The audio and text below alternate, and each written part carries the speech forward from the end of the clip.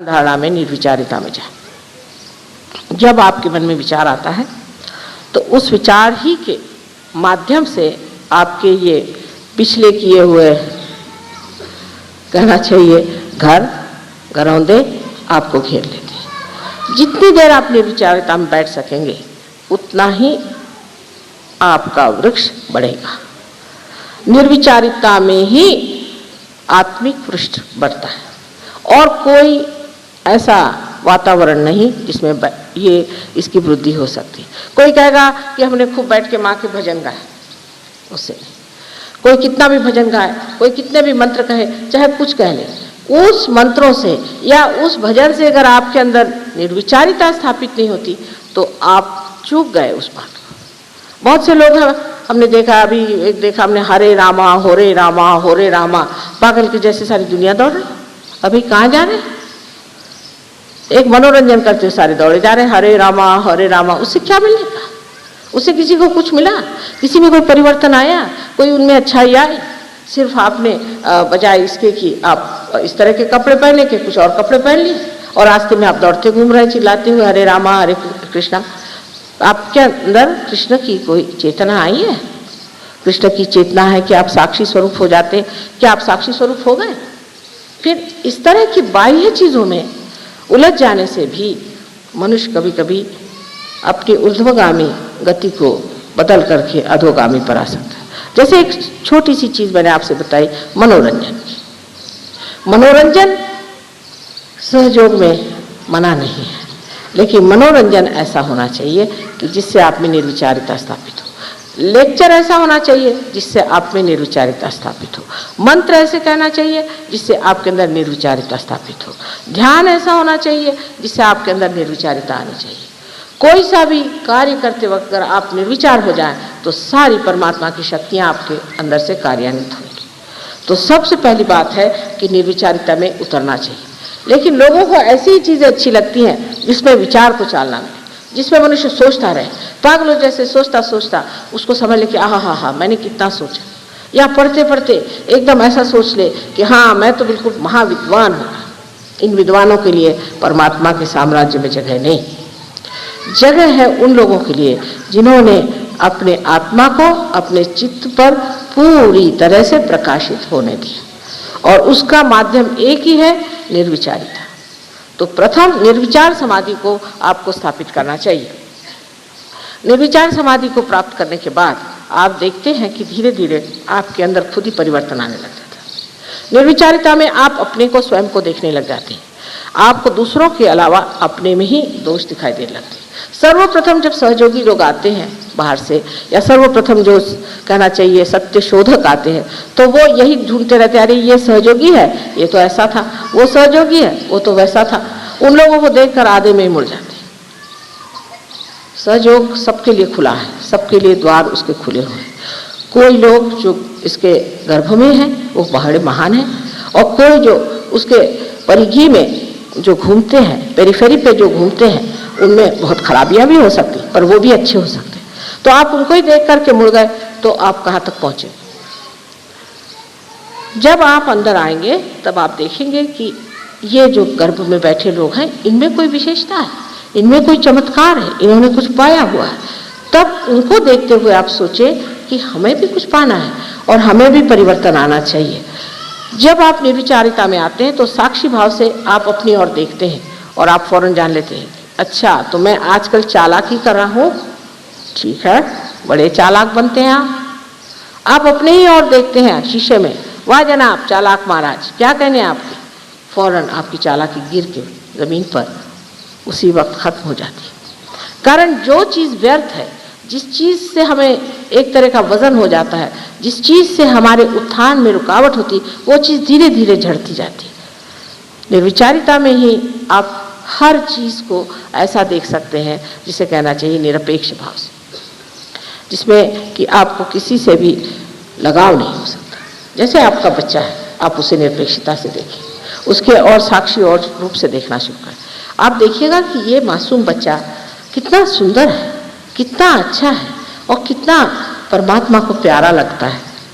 फिर आप देखेंगे कि उसके बोलने में, उसके चलने में, हर चीज में उसका जो आनंद है, जो परमात्मा ने अपने सुंदर हाथों से उसमें भरा हुआ है, उसकी एक एक चीज में, इतनी छोटी छोटी चीज में, उसके चलने में, बोलने में, हंसने में आपको दिखाई देगा कि किस कदर वो बिल्कुल परमात्मा का ही बनाया हुआ कोई रूप है। लेकिन ये न हो ये मेरा बच्चा है, फिर तूने ऐसा किया, उसको दो झापड़ मारी, फिर तू ऐसा गया, वैसा किया, उसका जितना भी आनंद उठाने का खत्म। निर्विचारित में आप बैठने से बच्चा भी आपको समझ सकता है, और बच्चा ये सोचेगा कि देखिए ये तो मुझे देख रहे हैं और मैं भी इनको देख रहा हूँ, और धीरे धीरे निर्विचारिता की शक्ति जो है उसमें प्रकट होकर के उसको भी आत्म साक्षात्कार हो सकता है। तो तटस्थता जिसे कहते हैं कि तटस्थ होकर के निर्विचारिता में आप दूसरों की ओर नजर करें। सहयोग में जब आप प्रवेश करते हैं तो सर्वप्रथम तटस्थ होना चाहिए। जैसे कि एक साइंटिस्ट जब किसी कॉलेज में जाता है शुरू में, तो वो तटस्थ होकर जाता है कि देखें आगे है क्या। लेकिन अगर शुरू ही से आप बहुत अकलमंद हैं तो आपके आगे सहयोग कहता अच्छा माफ करिए, आप जाइए अपने अकल को लेकर। अब जो इन लोगों ने कहा कि आपको बुद्धि से परे उठना चाहिए, सो कहना बात ठीक है, बुद्धि से परे उठना चाहिए, पर कैसे? बुद्धि का असर सारा अपने आज्ञा चक्र पे आता है, और आज्ञा चक्र पे आया हुआ असर निकालने के लिए भी इलाज निर्विचारिता है। बुद्ध ने तो सिर्फ कहा था कि आप अपनी आत्मा ही को प्राप्त करो, बाकी सब बात छोड़ो, भगवान की बात छोड़ो, कोई बातें मत करो, निरीश्वरवाद की बात करी उनका छोड़ दीजिए। सिर्फ परमात्मा को पाने की बात करने से अच्छा है सिर्फ अपने आत्मानुभव को ही आप प्राप्त करो, बस और कोई बात नहीं करना। वजह ये थी कि और लंबी चौड़ी बात करने में ऐसे लोग मुझको भी पूछते हैं कि माँ हम भगवान कब होंगे? भाई हो जाओगे, हो जाएंगे ना? हाँ हो जाओगे। कब? उसकी कोई तारीख लिख के तो दी नहीं मुझे कि कब हो गए। अगर आप ये समझे कि सिर्फ आप आत्मा मात्र हो जाइए तो आप पहली सीढ़ी पर आ सकते हैं। हमें सिर्फ आत्मा मात्र होना है, माने का सिर्फ आत्मा ही पे रहना। पहले आत्मा तो हो जाइए, फिर आगे की हम लोग बात करेंगे।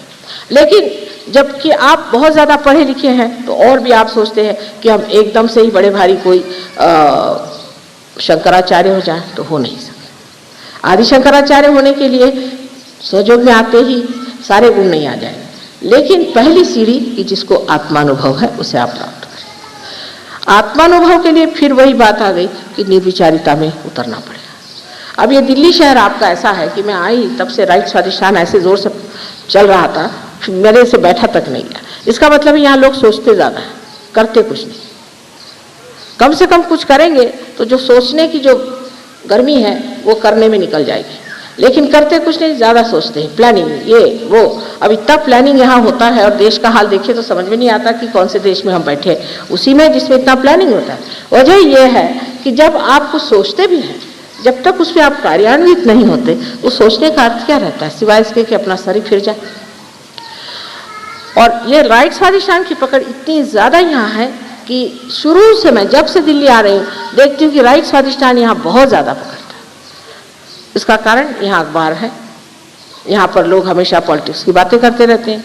यहाँ अभी कोई पॉलिटिक्स पद पे थे, कुछ उतर गए तो वो और ज़्यादा बोलते हैं, उनको कुछ और मिल गए, फिर इधर से वो हो गए, कुछ होते ही रहता है यहाँ पे। ऐसे ही कोई लोग सिंहासन पे बैठे हैं, कोई सिंहासन से नीचे बैठे हैं, कोई सिंहासन पे चढ़ रहे हैं, कोई सिंहासन से उतरे हुए आपस में इधर उधर दोस्ती कर रहे हैं। एक का दूसरे से झगड़ा होगा तो वो तीसरे से जाके मेल मुलाकात कर रहे हैं। ये सब बेवकूफ़ी का काम वो लोग कर रहे हैं, बिल्कुल महाबेवकूफ़ी, समय बर्बाद कर रहे हैं। कोई किसी को याद नहीं करने वाला, इससे कोई आनंद की चीज़ तो पाई नहीं, कोई विशेष चीज़ तो पाई नहीं। लेकिन वो घोड़े दौड़ाने की आदत जिसको हो जाती है वो छूटती नहीं, फिर वो एक तरह का घरौंदा होता है। उसके लिए भी यही सोचना चाहिए कि जब ये सब व्यर्थ चीज़ है, सब इसमें कोई समय बर्बाद करना है तो एक कोने पे खड़े होकर देखें कि पागलों जैसे ये क्या अपने समय को बर्बाद कर रहे हैं। अगर आपने ये समझ लिया तो सोच लीजिए कि आप में अब धीरे धीरे साक्षी भाव शुरू हो रहा है। साक्षी भाव में मनुष्य किसी भी उलझनों में फंसता नहीं, कोई भी उलझन आती है उसकी और देखता मात्र है। शुरू में जरूर लगता है कि मैं वहीं खड़ा हूँ। जैसे आज मैं डॉक्टर साहब को समझा रही थी कि अगर आप किसी भीड़ से गुजर करके किसी पहाड़ी पर पहुँच जाए और उस पहाड़ी पर से आप भीड़ की ओर देखें तो कहीं अगर जोर से ब्रेक लगा, कुछ लगा, तो आपको लगता है कि आप ही वहाँ, तो आप जरा दचक जाएंगे। लेकिन जब आप जान जाएंगे अरे मैं तो पहाड़ी पे बैठा हूँ, मुझे तो देखना मात्र है, तब आप नहीं दचके। यह स्थिति आने के लिए इसे ही निर्विकल्प स्थिति कहते हैं। इस स्थिति में मनुष्य जो है वो कुछ भी देखता है, जानता है, तो भी वो विक्षुब्ध नहीं होता, शांत देखते रहता है। अब लोग कहेंगे ऐसी शांति में क्या अर्थ है? अगर ऐसे आदमी शांत हो जाए तो फिर लड़ाई कोई न करे, कुछ न कहे, तो विरोध कैसे हो? ऐसे मनुष्य की शांति परमाणु के आपके बम से भी बढ़ के तेजस्वी होती है और बड़ी कार्य करती है। इसके कार्य की आपको महिमा मैं क्या बताऊं कि एक ऐसा शांत पुरुष किसी भी ऐसे स्थान में चला जाए जहाँ गड़बड़ी हो रही, एकदम से वहाँ बदल आ जाएगा। लेकिन वो पुरुष उस स्थिति में होना चाहिए जहाँ वो शांति पूरी तरह से अपने चारों तरफ उसकी प्रभा फैला सके, सब लोग एकदम से अवाक होकर शांत हो सकते। जितनी हड़बड़ी मची वो एकदम से जा करके एक व्यवस्थित रूप से ठीक हो सकते। जैसे कि कोई जादू की कोई उसने विशेष कोई किमया कर दी है या जादू की कोई छड़ी उसने घुमा दी है कि सब एकदम शांत हो गए। इस शक्ति को प्राप्त करना उन लोगों के लिए है जो कि सहयोगी है। आज हम देखते हैं हर जगह शांति के फाउंडेशन बन रहे हैं, शांति का ये है, शांति का वो है। इससे शांति कैसे हो सकती है? शांति तो हमारे अंदर चीज है। अब मनुष्य जो खुद कहेगा मैंने तो शांति पा ली, पर दूसरा कैसे शांति पाएगा? दूसरा शांति पाता है आपकी शांति से प्रभावित होकर के। वो प्रभाव बुद्धि से नहीं होता है, वो प्रभाव अंदर ही अंदर प्रकाशित हो करके दूसरों को भी प्रकाशित करता है और इसी प्रकार मनुष्य शांत हो जाता है। अब सहयोग में आप जानते हैं कि हर तरह के लोग आते हैं, कोई बड़े ही वायलेंट, कोई बड़े गुस्सेले, कोई बहुत ज़्यादा क्रोधी, कोई क्रांतिकारी और बहुत ज़्यादा लड़ने वाले, हर तरह के लोग मैंने देखे। लेकिन सहयोग में आने के बाद धीरे धीरे वो शांत होते जाते हैं। पर इसका मतलब नहीं कि वो डरपोक हो जाते हैं, इसका मतलब ये नहीं कि वो कायरता से भागते हैं, नहीं, एक अपने हिम्मत से खड़े रहते हैं और उनको देख करके बाकी सब शांत हो जाते हैं। एक चीनी कहानी है, बड़ी अच्छी, चीनी कहानियाँ बहुत अच्छी होती है। इसमें से एक कहानी ऐसी है कि वहाँ पर मुर्गे लड़ाए जाते थे पहले। तो एक राजा ने सोचा कि एक बड़ा अच्छा साधु है जिसके पास लोग जाने से बड़े बलवान हो जाते हैं, समर्थ हो जाते हैं। तो उन्होंने वो 2 मुर्गे ले जा करके उनको दे दिए कि इनको आप ट्रेन करिए और जब इनकी लड़ाई होगी तब हम आपसे ले जाएंगे। तो वो मुर्गे उनके पास चले गए। 1 महीने बाद राजा आए, उनका अच्छा दे दीजिए इन मुर्गों को। तो ये मुर्गे अपने शान से ऐसे खड़े हुए, बस राजा ने उनको उठाया और ले गए और उस प्रांगण में छोड़ दिया जहाँ पर लड़ाई होने वाली थी। सब मुर्गे उसमें घुस गए। अब वो सब मुर्गे आपस में लड़ने लगे, ये अपने दोनों यूं ही खड़े। सब लड़ते लड़ते उनको देख करके हैरान हुए कि ये तो लड़ते ही नहीं। और जब भी उनके ऊपर वो सोचे कि हम इनको लड़वा, तो बस यूं ही देखते रहे। सब मुर्गे हार करके चले गए, यही 2 वहां पर खड़े रहे। इस कहानी का आशय यह है कि जब मनुष्य शांति के सागर में पूरी तरह से विद्यमान होता है, तो जैसे कमल पुष्प के जैसे उसके सुगंध से